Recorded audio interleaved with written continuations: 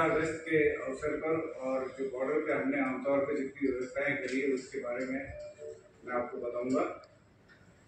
और border security के अलावा बीएसएफ क्या क्या काम कर रही है मैं थोड़ा सा उसके बारे में बताऊंगा और आपको ये नोट भी दूंगा।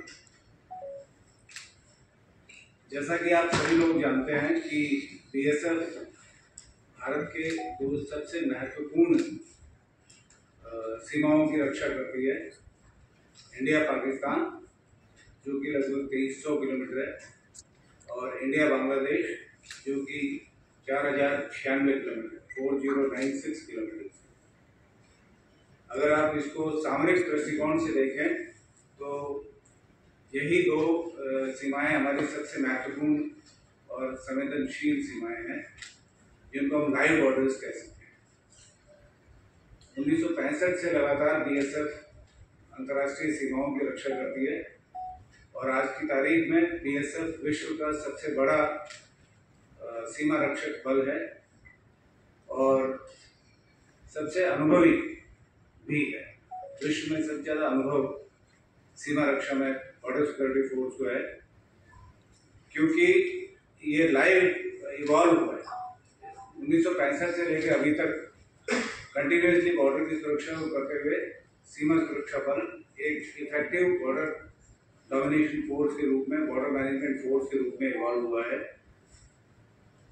और अगर आप देखें 1965 से लेकर अभी तक कोई भी इस तरह का कार्य नहीं है जिसको बीएसएफ पूरी मुस्तैदी से अंजाम नहीं दे पाई। बहुत अगर आप जो काम बीएसएफ के नहीं है वो भी बीएसएफ ने बहुत अच्छे तरीके से पूरे किए।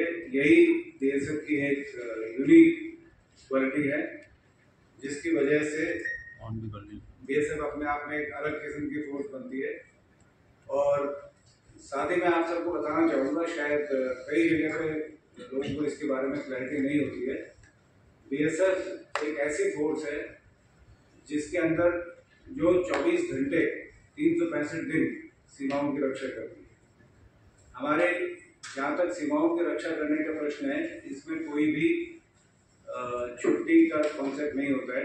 एक भी दिन, एक भी मिनट कोई ऐसा नहीं होता जिसमें कि बीएसएफ के जवान की, बीएसएफ के सिस्टम्स की निगाह सीमा पे नहीं। सीमा के कोई भी स्टेप को हम अनअटेंडेड कभी भी नहीं छोड़ते। ये एक बहुत यूनिक फीचर है जिसकी वजह से हम इतना इसको सफलतापूर्वक इसको सीमाओं की रक्षा को कर पा रहे हैं।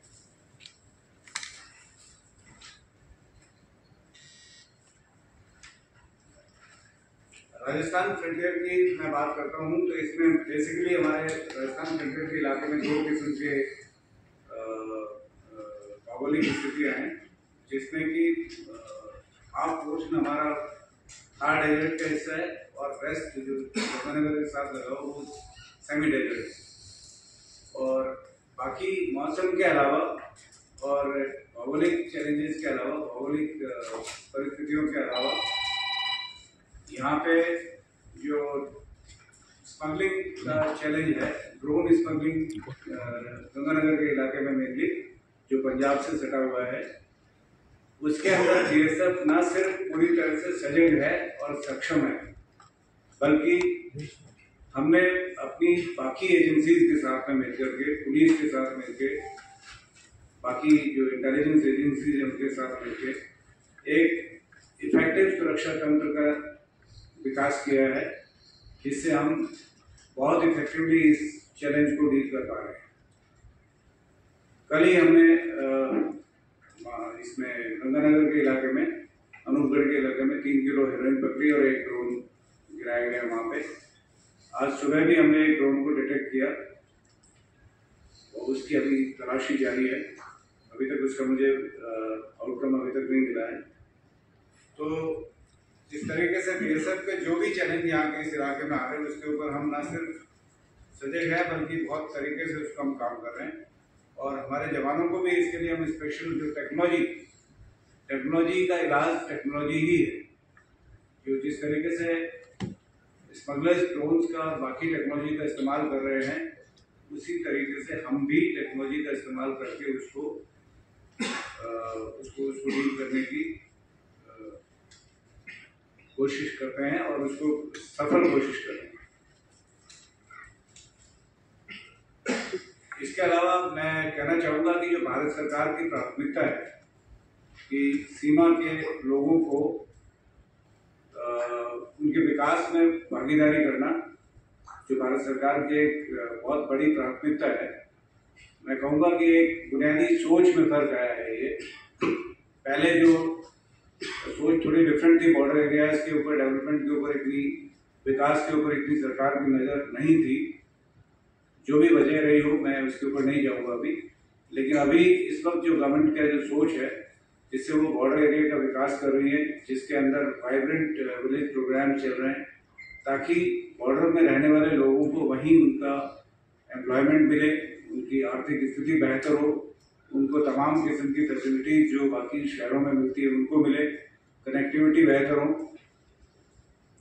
इसी क्रम में बॉर्डर टूरिज्म का भी विकास भारत सरकार की एक प्राथमिकता है, जिसके ऊपर हमने अलग अलग जगहों पे हम काम कर रहे हैं।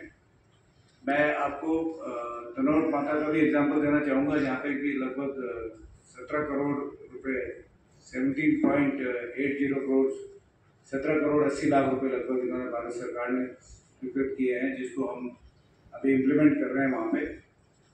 जिससे वहाँ पे उस इलाके में बहुत सारे फैसिलिटीज बन रही हैं और लोगों को एम्प्लॉयमेंट मिलेगा। लोगों का आना जाना वहाँ पे है ऑलरेडी, तो लोगों का जब एम्प्लॉयमेंट मिलेगा तो उनका आर्थिक विकास होगा, और आर्थिक विकास होने से इलाके में क्राइम डेफिनेटली कंट्रोल में आएगा और भारत के लिए अच्छा होगा, हमारी सीमाओं की रक्षा के लिए बेहतर कार्य होगा। इसी तरीके से मैं आपको एग्जाम्पल देना चाहूँगा, गुजरात में एक प्रोजेक्ट जो गुजरात गवर्नमेंट और भारत सरकार के उनके दोनों के मिलकर के एक प्रोजेक्ट हुआ है, नाड़ाबेट